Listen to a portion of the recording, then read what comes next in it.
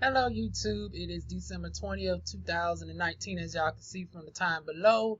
I know it's been a time lapse between the last video and this video, but I had some things going on in between. Y'all know winter has finally decided to come in the NC. It is cold as hell, hence why y'all are not seeing my hair out. Shoot, I am not pulling my hair out until it's time for this interview on Sunday. So y'all wish me luck. I'm finally getting back into the spa industry. Y'all know the last personal video that I gave, I stepped away from the spa industry. I didn't even renew my license, but I decided to go ahead and get my foot back in the darn on spa industry. So, but instead of doing my own thing freelance, I'm about to go and get to a spa. So y'all wish me luck on that as far as the job is concerned. Also Toasty Gabber videos 3 through 7 will be, I'll start those up next week. Well, I think we already on number 3, so number 4 through 7. But this is part 2 to breaking down the ADOS website, the American Descendants of Slavery. Since then I have been watching more of Tony Yvette's videos, and yeah, we got to have a discussion of why we're not being taken seriously, because I see there's some other bullshit that's going on between Tone, Yvette, Tyreek, and Boyce Watkins, along with Fly Newberry Queen, aka Vicky Dillard, that is quite disturbing that we got to break down. Now, I'm seeing some lies being put out there on both sides, and I'm going to break down that in another video, but to get on to this topic, okay, 2 minutes in, let's get on into their roadmap to reparations. And then I'm going to give my counter argument. So, in recent weeks, as Democratic candidates have announced their bid for the presidential nomination of the party, the national discussion is shifting from the U.S. Mexico border and DACA to a reckoning with America's original sin, chattel slavery. From Kamala Harris to Elizabeth Warren, candidates have announced that they are for reparations and then shown a clear lack of understanding of what that commitment means in their respective solutions. What Senator Harris is proposing in her LIFT Act is a class-oriented response to an injustice that is grounded in race. And y'all know I did bring out, and y'all just flat out just paid my doggone I know it's featured in Kamala Harris, but it would have behooved y'all to at least see her black agenda that somebody could have picked up. Y'all pay that video dust, honey. But I'll leave it down below so y'all can still check it out. Senator Warren is suggesting that she would include Native Americans in a reparations package, and Senator Bernie Sanders has put forth a stance that is tantamount to being against reparations altogether. But he's supposed to be the one that marched with Martin Luther King, honey. Once again, the snakes were darn on slithering with King as well. It'd be the ones closest to you that eventually get in positions of power to darn gonna try to take everything back that you was trying to push forward, honey. A major driver for the discussion has been the online movement ADOS, or American Descendants of Slavery, which was founded by Antonio Moore and Yvette Carnell. Our movement aims to make U.S. descendants of slavery whole by foregrounding the necessity of recompense for the wide range of damages done to Black America throughout our nation's history. A justice claim beginning with slavery and encompassing the legacy of disadvantages which reaches right up to the present. If America truly hopes to heal from the tragedy of slavery and the systematic racism that followed, the country would need to pay a multi-trillion-dollar debt to America descendants of slavery in the form of both cash payments and large-scale programs. Okay, I guess we are on the same board, because y'all know I scolded the hell out of them in the last video, but we did not get to this point of the video talking about the roadmap that they proposed. So I did leave it open that they might have been on board with what I was thinking, but I didn't see it yet because the video was already 2 hours long. It was the longest video I've ever done in the 7 years that I've been doing YouTube videos. Hence why I had to break it into 2 parts. But it looks like thus far we're both on the same page, that it should not just be cash. it should be also things to include giving us economic restitution. Large-scale programs. While assessing the concept of reparations, the key factors we need to look at are 1, how much would it cost? 2, who should receive it? And 3, how do we implement it? Okay, now we get into the doggone meat of the potatoes, baby. Come on, let's get into it.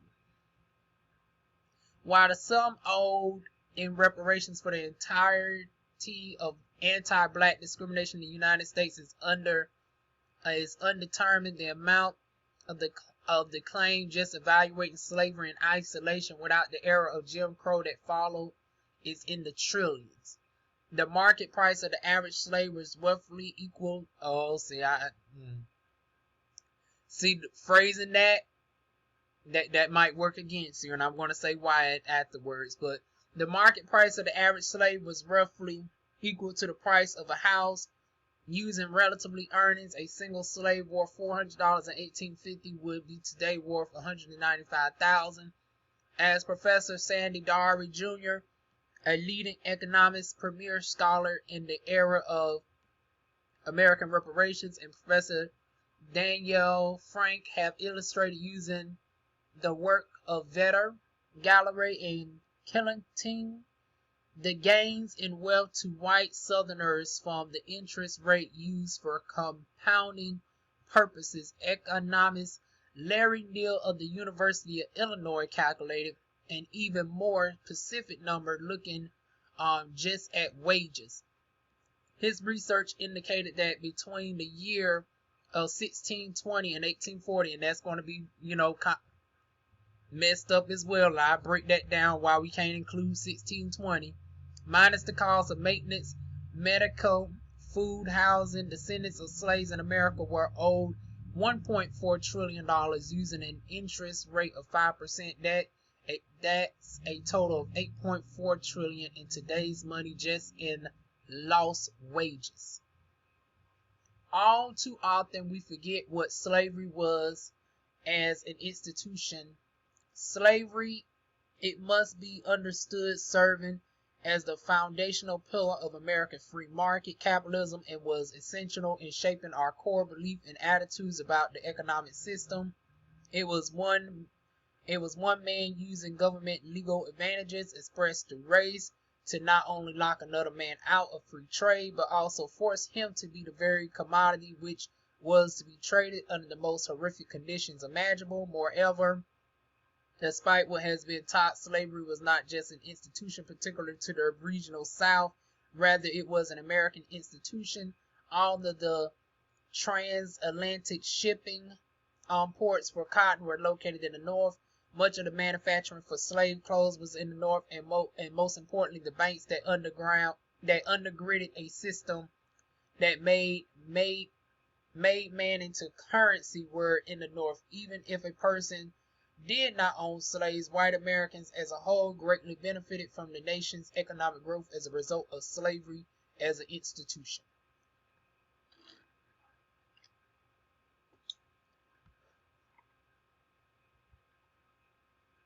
In addition, the period of Jim Crow that followed made black Americans into a literal contagion to wealth. Whether the employment, racism, redlining, or outright theft of the land, the little black wealth that did exist was constantly pillaged. To give, I wouldn't necessarily call it the little bit, honey, and I'm going to break that down too. To give context, through redlining, a process where neighborhoods were graded for home loans, with those communities with any black families receiving the lowest grade, the government through the Federal Housing Administration made it so a single black family's presence literally destroyed home ownership wealth, not only for that family, but the whole neighborhood that surrounded, forcing black life to be closed off from gaining wealth during America's most prosperous periods. This left blacks shut out of America. Their forefathers built well after the last of the slaves were freed. All whites after the New Deal. White home ownership rates rose from below 50% to now being above 70%, occupying most of the prime real estate across the country. In contrast, black home owners rates are currently at their lowest levels in 50 years. and have seen little to no growth since the Civil Rights era. This is a mirror in ownership of rural land, according to the USDA. Black America, despite building the nation as slaves, owned less than 1% of rural land in the country. The combined value of this land being a mere 14 billion, white Americans by comparison own more than 98% of U.S. agricultural land, accounting to 856 million acres, with a total of over $1 trillion. Of all private U.S. agricultural land, whites account for 90% of the owners, 97% of the value, and 98% of the acres. These are the financial echoes of slavery and Jim Crow reverberating in our society today. With this in mind, the U.S. owes a massive debt to the progeny of American slavery. What we find is that the consequences of the creation of race and the dissemination of advantage and wealth based on color and lineage has had a lasting impact on those families that were continuously left out of America, all while their descendants' bodies and labors built their very foundation this nation sits upon. Okay, now we finally get to the answer. Who shall receive it? We already knew the backstory. Now let's get into what I thought was the meat and potatoes earlier, but was still just the entree. Now we're getting into who receives it. While wealth transferred through reparations can never be made right, those wrongs done to African Americans through chattel slavery and the periods of anti-black discrimination that follow, we as a society are obligated to make those families whole who were so wronged at the hands of such an immoral institution. Recently, we have seen the United States paying out reparations from France to Holocaust victims, and while millions paid to those victims is substantially lower than the trillions needed to make Black Americans whole, the method used in determining who was a victim proves useful in terms of guidance. Stuart Esenstadt, the State Department Special Advisor for Holocaust issues, stated, "We made the argument to the French government that they were standing in the shoes of people who would have been eligible in justifying heirs to be eligible to receive reparations. In the case of debt owed for slavery in the United States, this line of logic is just as applicable. Is not more so. For generations, the cost of slavery and blackness has been passed down through the creation of a caste system whereby African Americans are chained to the bottom of society because of their dire economic condition and the cyclical cost of race." Okay, more explaining, but I'm trying to get to the qualification process. By every legitimate metric, this is a multi-trillion-dollar debt. However, that sum will not be paid out to Black Americans at large, but would instead go specifically to progeny of victims of American chattel slavery. By every legitimate metric, this is a multi-trillion-dollar debt. However, this sum will not be paid out to Black Americans at large, but would instead go specifically to a progeny of victims of American chattel slavery and the oppressions that follow, such as Jim Crow.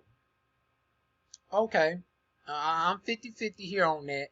Using the standards set out in the paper by Professor Doherty and Professor Frank, and then they crossed out the economics of reparations. The criteria for eligibility would be numeral un.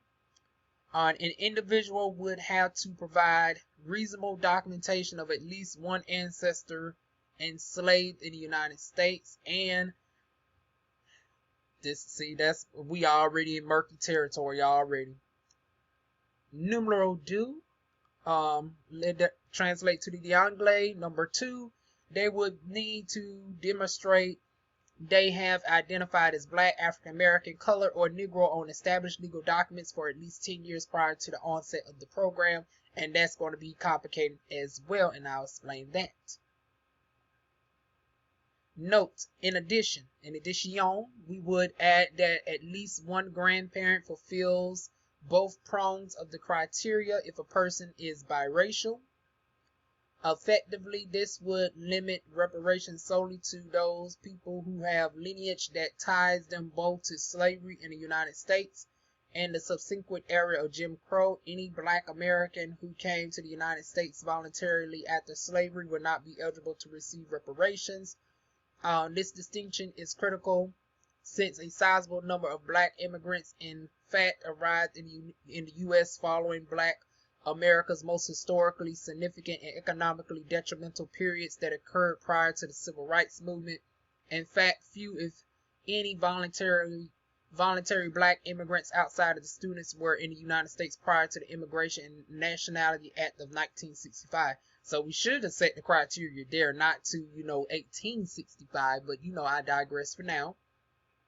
As shown by the Smithsonian, before 1965, black people of foreign birth residing in the United States were nearly invisible. According to the 1966 census, their percentages of the population was to the right of the decimal point. Importantly, this pre-1965 group of black immigrants mostly originated from the Caribbean, and as such would have their own particular claims to make against European nations for harms they suffered based on the slavery institution within their Caribbean country of origin. I'm going to have to get up on y'all, Antonio and Yvette. Reparations for American chattel slavery would exclude black immigrants populations that voluntarily migrated to America, which since 1980 have undergone an unprecedentedly sharp expansion, increasing from 816,000 in 1980 to 4.2 million as of 2016. After deducting for these foreign-born blacks and their offspring conceived by the two parents who didn't descend from American chattel slavery, the recipient group shrinks substantially. How do we implement it?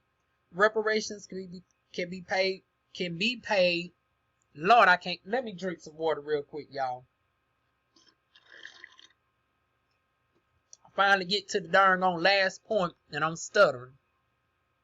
Reparations should, wait a minute, at the top. Reparations can be paid for by the U.S. government through taxation or borrowing.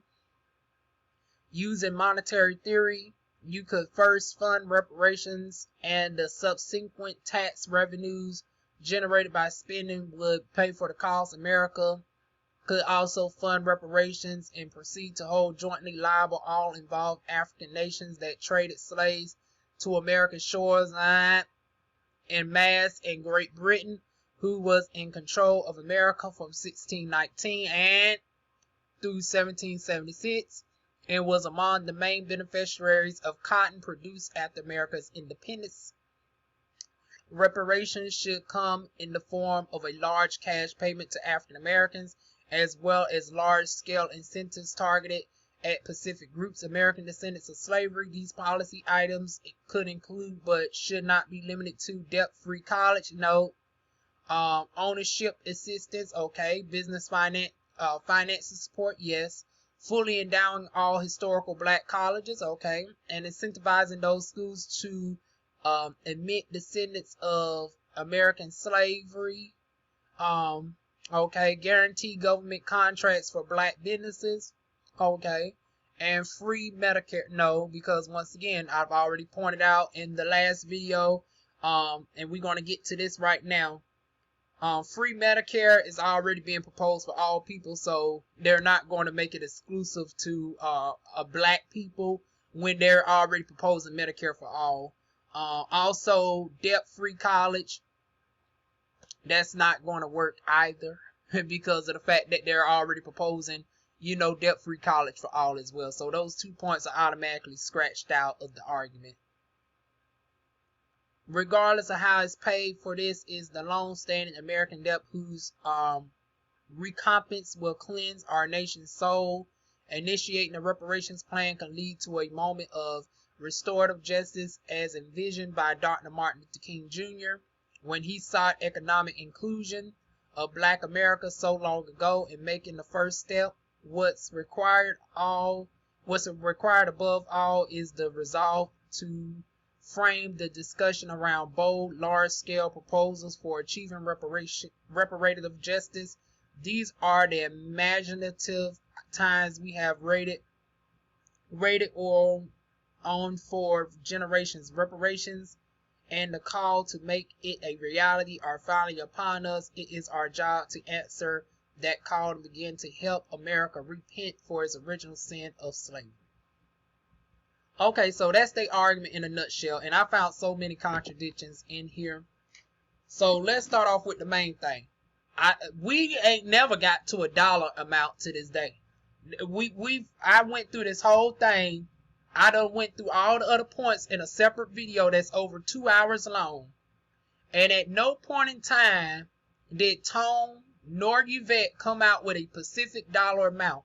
So how do you expect white people to cut a check, and you yourselves, who are the founders of ADOS, who have conversed with economists and everything else? Obviously, y'all have not conversed with a licensed skilled marketer such as myself, or I would have been able to told y'all before y'all put this out here that you have to have a specific darn dollar amount plan if you want to push to check. They can't push a check if they don't know how they darn gonna what's the dollar amount to be divided up against the eligible people. Y'all just saying in the trillions. So by default, they can just say, okay, well, we can go ahead and just give them $2 trillion and call it a day. Yeah, and then once again, here we go with the criteria of y'all somewhat contradicted yourselves by saying that somebody has to trace their lineage to somebody who's enslaved. I'm actually against that for this reason right here, and it's not because I am, my family would be classified as a Melusian. For y'all that don't know what a Melusian is pretty much the Carolinian, the Carolinian equivalent to a Creole. My family is a combination of Black, French, and Native American Indian, specifically Eastern Band Cherokee. So we are a mixed race group of people in my family. Some of us are obviously more on the blacker side. Some of them are obviously white, and some of them are, Native American Indian. And due to the classifications of, the one drop rule, some people who were in my family that would be more on the native side, or more white, would still be classified as Black.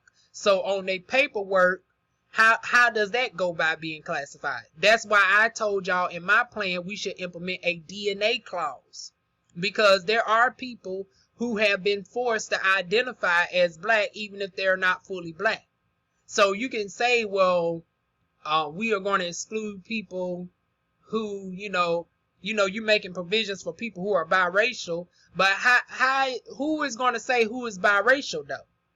Because biracial is no longer just as simple as having a Black parent and a white parent anymore. You can have two very racially mixed parents and be less than darn on 50% African. Once again, in the last video, I pointed out Robin Dixon off of Real Housewives of Potomac. She believed that she was a Black American woman. Both of her parents identified as Black and carried themselves as Black all their lives. So obviously on their birth certificates, and social security cards, they have led as Black people. But when it came to the DNA, she was only 39% African. That's less than the average DNA of a typical biracial person. So does she qualify still at the same extent as somebody such as myself who has over 80% African ancestry? Which is why I said not only do I suggest that reparations should be $6 trillion, which $1 trillion will be dispersed out amongst cash payments, and $5 trillion will be economic restitution. Y'all check out the last video and my Pacific reparation video for more details on that. But in addition, you have to set it where it's paid out proportionally to people who are of the most African descent, hence that will suffer the most oppression. So somebody such as myself should be in the top tier status where 60% of the total reparational payout would be paid out to people such as myself who have both parents who are black, both grandparents, etc., for the most part that are dominantly black. Then you have a second group for biracials, and then you have a tertiary group for quadroons, and then anybody else is cut off. Also, we should stop limiting it to people who can trace their lineage to slavery, because even if you were a freedman, you were still you were still subject to certain levels of atrocity. Even certain freedmen were, snatched up or killed for trying to help out other black people for getting free. So if you can trace yourself to a lineage of a freeman who aided, Headman Tubman in the Underground Railroad, who's to say that person should not get paid? Because technically they're still a descendant of black people that were here prior to immigrants coming in after, the Emancipation and Proclamation of 1865. So are we saying that they are disqualified because they were classified as freemen, which is not uncommon for, my ancestors who were here in North Carolina? Not everybody was enslaved picking cotton. You had some people that were able to be under indentured servitude. You had some people that were freed altogether. Then you go down to New Orleans, you had Creoles, and that get even more complicated because Creoles were seen as a higher caste because they mentioned about the caste system. But what they lacked in mentioning about the caste system is sometimes black people were revered higher than white people. You had the Creoles that were seen as the city girls, the haute couture, the bougie, versus you had the slums and the repulsiveness of, and I'm not saying it's no disrespect to my Cajuns, but y'all was seen as less than. Y'all was seen as, more of not to be spoken of. Y'all were down in the swamps, y'all were down in the bayou, as they would say, versus the Creoles were more the haute couture, the grand dames of, Louisiana. So how does that work in regards to them? And let me go ahead and turn this heat off, y'all. Okay, y'all, I'm back. Like I said, this bipolar weather is crazy. I had to turn down my darn on heat because y'all know we got the forced central air, and that central air is not like fireplace heat where it's natural. It's that dry heat, and it was starting to flicker up my eczema, honey. So it was like, oof, child, let me darn on turn the heat off. Hopefully I don't get the sniffling in this video. Y'all know how I get down a half hour into the video when all of a sudden my nose want to get stopped up. But anyways, like I said, it's so many contradictions to this. Because Creoles were seen higher than Bayou, than the Cajuns in the Bayou. However, they were still subject to oppression by the white darn people above them. Melusians, they might have been freedmen, they might have been indentured servants instead of slaves, but were still subject to darn torture to a certain extent. Not to the extent of our slave counterparts. So what do you say to people who fall in that awkward area? And then you was talking about, limiting people who come from the islands. But as we know that back in the day, some of the rebellious slaves were taken from America, which they were born, and sent to the islands. So what do you say to somebody in Barbados or Jamaica or, the Gullah Geechee Islands who descends from here, but their ancestor was shipped off to the island? So how does that work? Because technically they would be American descendants of slave because they were born in North Carolina, Louisiana, Alabama, Mississippi, but they were shipped off because of, the rebellious nature of them trying to cause a revolt against the slave master. So now are you saying that they don't qualify? Even though they can trace their lineage to a person here. Also, you can go to Canada to the people who made it. Are they automatically not qualified because Canada was known for not having slavery? But the black people in Canada descends from American chattel slavery. Is the people in Mexico are not qualified because they are now on the Mexico border, but their people descend from here? So, and then also we could even take this to the to Africa. You talking about Africa can be responsible for paying some of the funds, but darn on Libya is darn on dealing with slavery to this day. And guess what? Libya was the country that they were sending black Americans that were from here over there. So Libya actually is a composed of people who were originally descendants of American slaves. So it's funny how Antonio Moore and Yvette don't talk about this. So obviously, not only did they lack, conversing with a licensed marketer such as myself, but they did not converse with an accurate historian, because a historian would have been able to point out these flaws as well.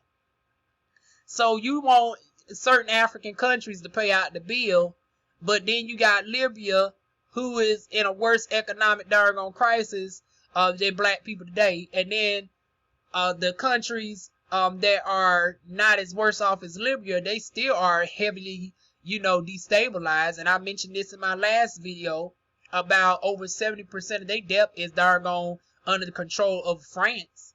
So wouldn't it behoove us to go to doggone France and argue for the reparations out of them, as opposed to doggone Africa, considering that France is the one that not only got Africa's debt, but they are perpetuating the problem into the modern day. Hell, we see what our African brothers and sisters are going through on the continent right now. So you trying to darn gonna make a bad situation worse for them, talking about, oh, well, let's take the money from them.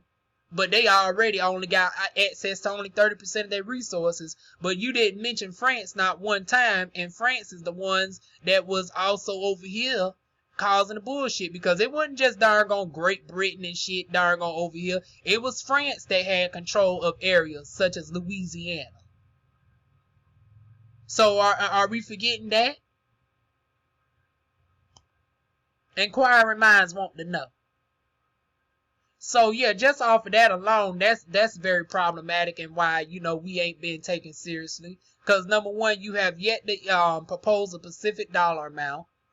Number two, you're trying to disqualify people who will obviously qualify for, reparations based off the criteria of descending from an enslaved African. If we talk about people from Canada who can trace their ancestry to American slaves, people from Libya that can trace their ancestries to American slaves, people from the islands whose ancestors were not originally born on the island but were transferred there from other states of America.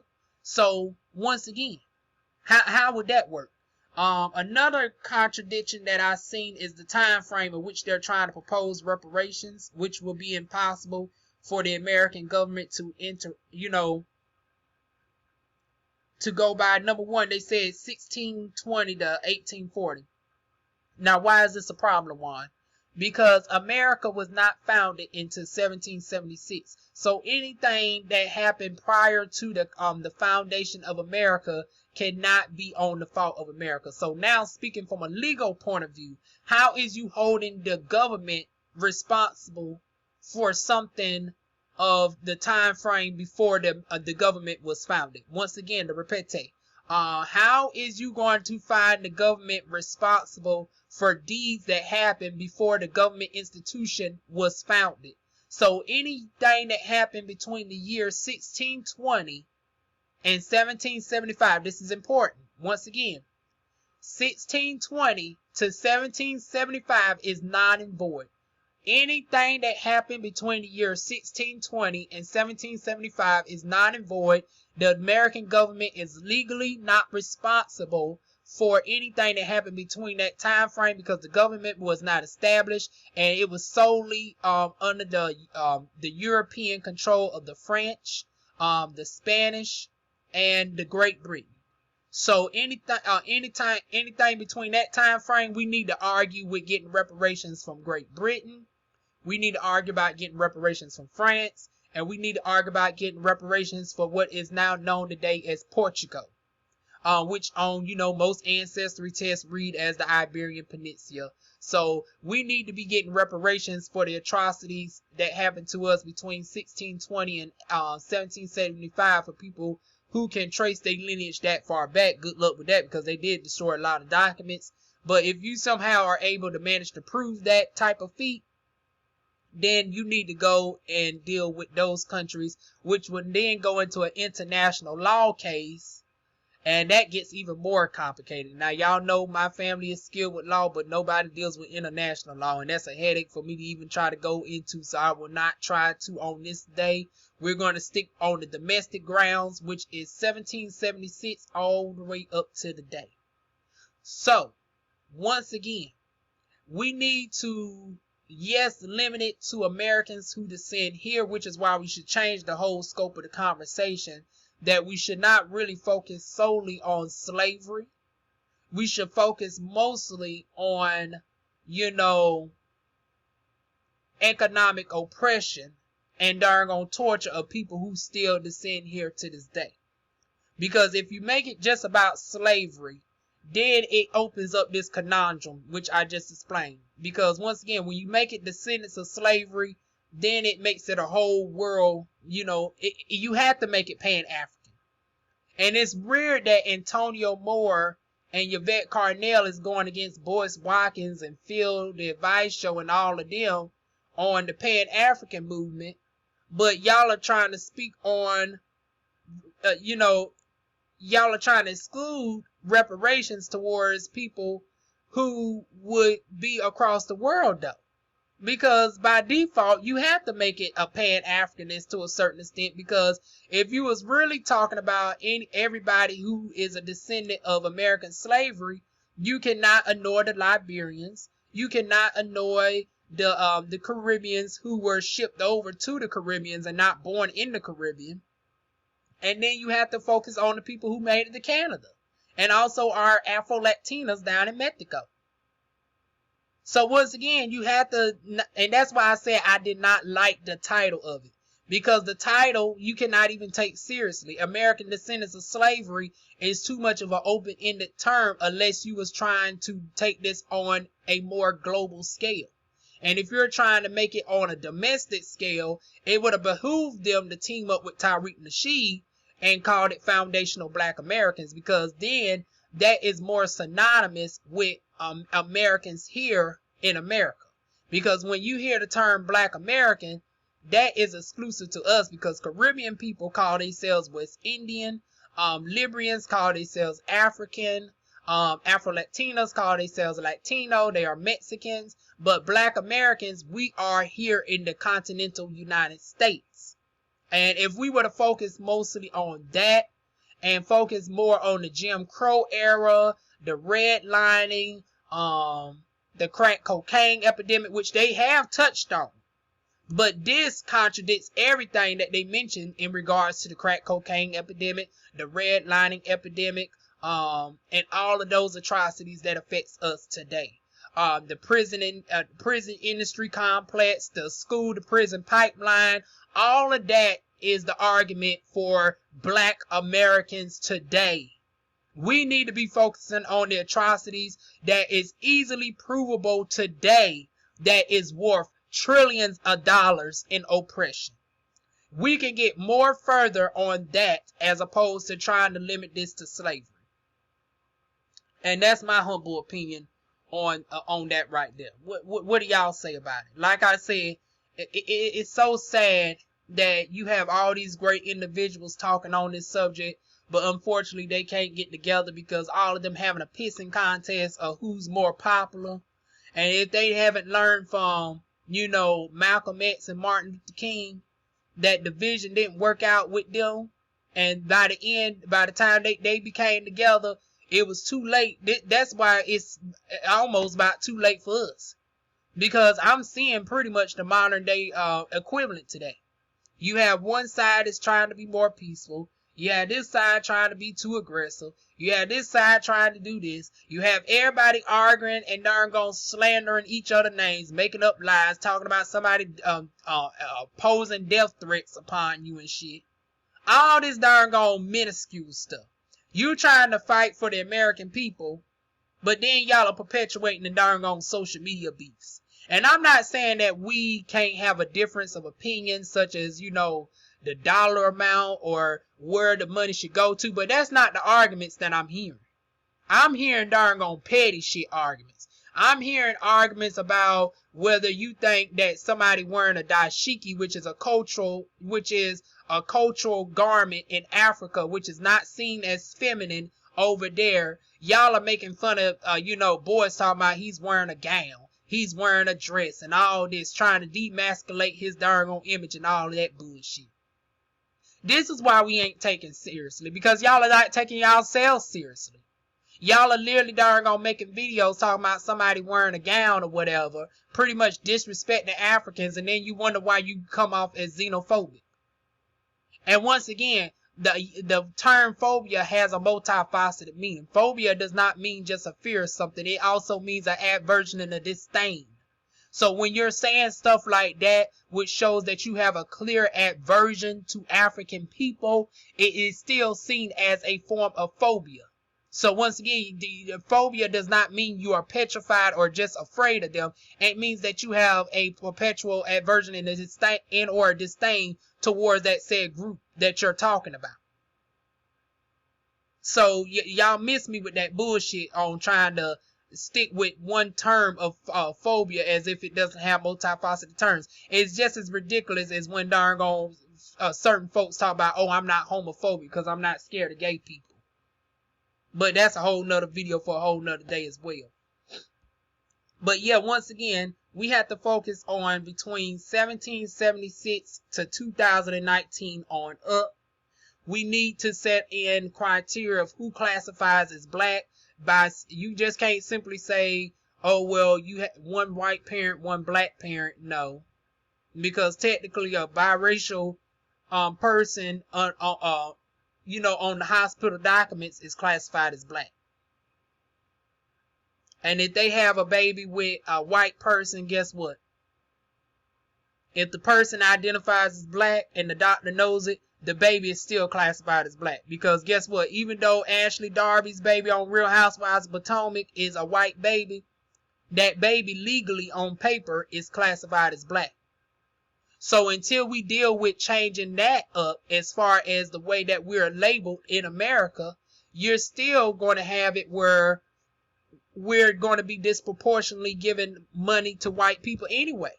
That's why, once again, I set up a tier system where there should be DNA testing to show how much blackness in you that you have. Without a DNA test, Ashley Darby's baby qualify for the same amount of reparations that I qualify from, because she's a biracial woman, but she is legally identified on her documents as black. And then she had a baby with a white man, but because she's black, the hospital put down the baby is still black. You see how people who can be 20-25% black will still identify as black, because by default they are brought up under that premise and the hospital forces them to do so. Versus if we're allowed people to classify themselves as biracial on the hospital records and stuff, and we focus on genetics, then genetically the doctors would now classify people who are only a quarter black as white. But until then, we have to include quadroons in the argument for reparations, because right now they are seen as black people to a certain extent. Now, are they seen as the same extent as somebody who is, as black as me? No. But they are going to find themselves somewhat marginalized. So proportionately to the marginalization of what they will be marginalized as, they deserve some form of compensation. So once again, I propose $1 trillion in reparations and cash disbursements. 600 billion of that will be for full black people, which is 60% and more African descent. Biracial is anybody between 40 and 59%, and quadroon is anybody who's a minimum of 25% African to as much as 39% African. Once you're 40 to 59%, you will be classified as biracial. 60% or more, you could be classified as unambiguously, undeniably black, even if you look racially ambiguous.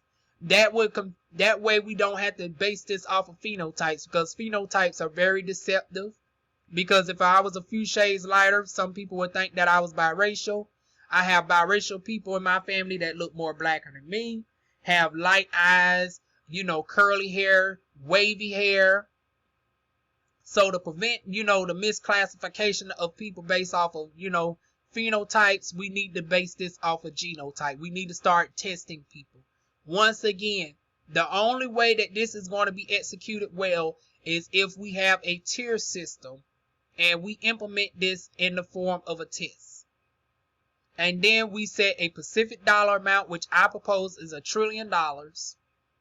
And we break it down to 60%, 30% for biracials, 10% for quadroons. So quadroons will split $100 billion and $5 trillion over the course of 10 years towards economic restitution. And if you want to know about that, go to my reparations plan, which I explain in full detail. So that is my counter argument to all of this. What are y'all thoughts about it? Leave it down in the comments box below. Feel free to like, comment, share, and subscribe. If I missed anything, let me just see real quick. I think I pretty much covered everything though. And like I said, just in time, my nose already starting to stop up, y'all. It never fails. But at least I got through nearly all the video before it started, to act up. Whew. I'll be so glad that winter is over. It used to be my favorite time of the year. Y'all know I'm a Capricorn, but now I'm just over it. As I get older, I'm more like, give me the springtime weather. The perfect 70 degrees all year round. Make a girl about tempted to move to California somewhere, honey. But y'all know I've never been on the West Coast. But I'm about tempted. Yeah, but anyways, I basically covered everything in a nutshell. I basically covered why you cannot limit it to ADOS, why I do not like the term ADOS in general, because once again, it makes it open-ended, but Tone and Yvette are not, Pan-Africanists. They are, Americanized to a certain extent. Like, they are sticking within tribalism, but the way that they're phrasing what is ADOS is confusing, because by default you will have to at least go to Libya and several other countries, and by default it does become more Pan-African like, which once again is why I like the term foundational Black American more. Now I don't know what Tariq Nasheed's agenda is. I will go and look at his video and see what he's proposing, but just off the name alone, I like his name better. Tony Yvette got some solid ground on certain stuff, but they missed the mark in certain areas. Like I said, free healthcare, free college, exclusively for Black people. Hell, they don't even want the darn gonna make it for everybody. So what the hell makes you think the government is about to darn gonna make it exclusively for Black people? So yeah, that ain't gonna work. And then I know some of y'all are more like, rah, we shouldn't darn gonna be pleading, we should be forcing. But once again, we're the minority. We're not the majority in this country. So we do have to do some negotiations. And then for the ones who are trying to go to the motherland, hell, y'all shit talking on them. We see how Phil and darn gone boys is being talked about. And we just broke down the argument about y'all darn gone being xenophobic towards our African brothers and sisters. And it's like, you don't have to be Pan-African. I mean, you don't have to, express a disdain towards people who don't qualify just because you're mentioning stuff for you. Once again, we can still, love our African brothers and sisters and West Indian brothers and sisters and, properly market ours without having to shit on somebody who wants to go to the motherland. So in regards to the return to the motherland, I have no problems with it. Now, I do have a problem with Ghana specifically, and why is that being the only country marketed, but that's another video for another day. But for the most part, let's just keep on to the topic of reparations. Let's get into, agreeing and disagreeing on the dollar amounts, on the way that we need to implement, on how to propose this, how we going to argue this before court. Before the Supreme Court and all of that, How are we going to get Congress on board with this? That's what we should be arguing about. Not over, I don't like this person no longer marketing a Bitcoin, and well, this person stole this idea from such and such. It's like, come on now, y'all. I'm so sick of all y'all with that darn miscellaneous bullshit. I really am. But once again, like, comment, share, subscribe, and I'll see y'all soon with more videos.